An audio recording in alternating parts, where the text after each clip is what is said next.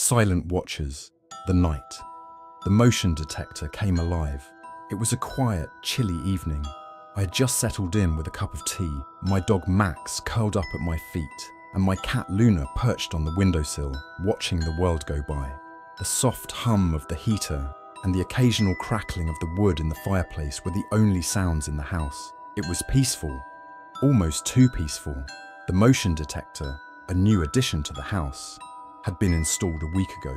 It was supposed to add an extra layer of security, especially since I lived alone in a somewhat isolated area. Max and Luna seemed indifferent to it, but I had to admit it gave me a sense of comfort. Tonight, however, that comfort was about to shatter. Just as I was about to doze off, the motion detector's alarm blared through the house, a piercing, high-pitched sound that startled me out of my seat. Max bolted upright, barking wildly, his eyes darting toward the hallway. Luna hissed, her fur bristling as she leapt off the windowsill. I grabbed my phone and checked the app linked to the motion detector. The notification read, "Movement detected, living room." But that was impossible. I was in the living room, and there was no one else here. My heart pounded as I scanned the room. Nothing. Just shadows cast by the flickering firelight. Suddenly, the lights throughout the house began to flicker erratically. It was like a scene from a horror movie, each flicker casting strange, distorted shadows on the walls. The alarm continued to wail, its relentless shriek merging with Max's frantic barking and Luna's low growls. "Stay calm," I whispered to myself, though my voice trembled. I cautiously stepped toward the hallway, phone clutched tightly in my hand.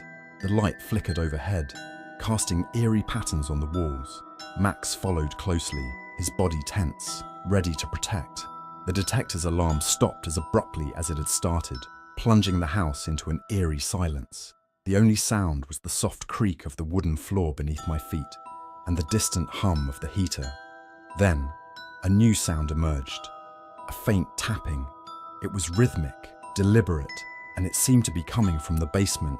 "Max, stay here," I whispered, but the dog was already at my side, his eyes locked on the basement door.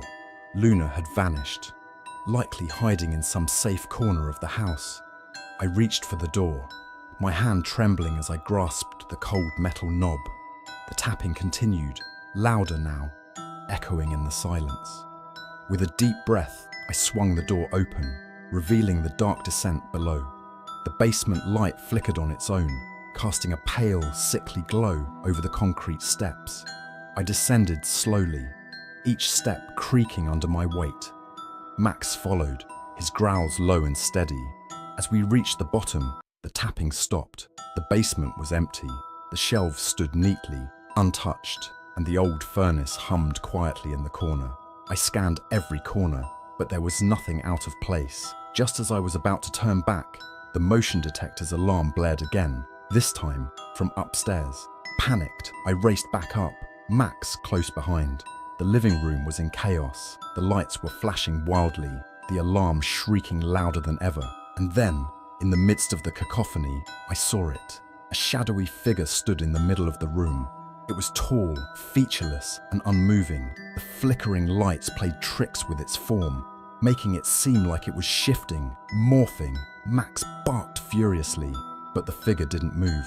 Gathering every ounce of courage, I shouted, "Who are you? What do you want?" But there was no response, only silence as the alarm cut off, and the lights suddenly stopped flickering. The figure was gone.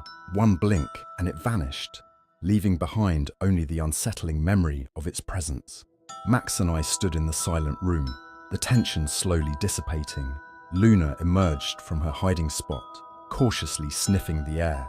That night, I didn't sleep.